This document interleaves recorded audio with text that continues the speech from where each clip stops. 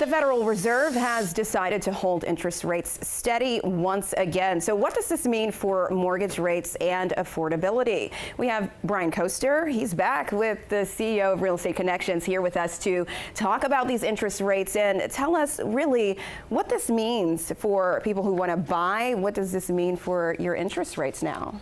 Yeah, so the Federal Reserve has been in a kind of hurry up and wait as the market dynamics tend to evolve, right? So you've had, historically low inventory. Now inventory is coming back.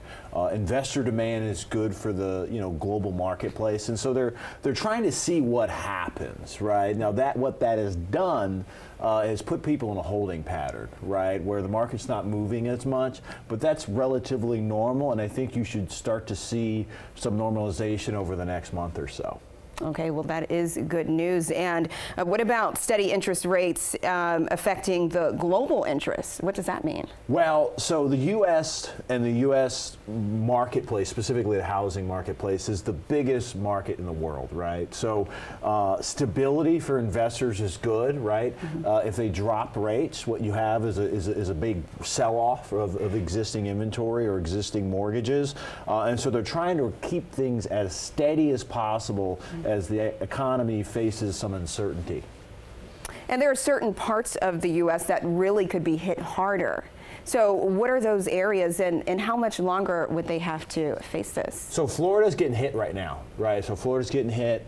You've got properties that are increasing, decreasing, 15, 20, 30%. The South, right, which has seen some increases, is getting hit right now. And any of what you call like support cities, so outside of the main, Atlanta's getting hit, and that's going to continue for the next, year or so. Okay, now should people really be concerned right now? No, it's normal. And so what happens is you've got 5-6 years of appreciation that have happened over the next. People are sitting on a lot of cash with low interest rate. This is just an adjustment period to where rates are higher, right? The inflation has done its part, and you're going to see some normalization. Okay, and what about cuts throughout the year? So what do you project moving forward? So I think, with what's going on in the Middle East and what's going on globally with the Ukraine war, they're going to want to spur some economic activity for a variety of reasons. And I think you're going to see some rates. I think the next rate meeting is going to have a rate cut.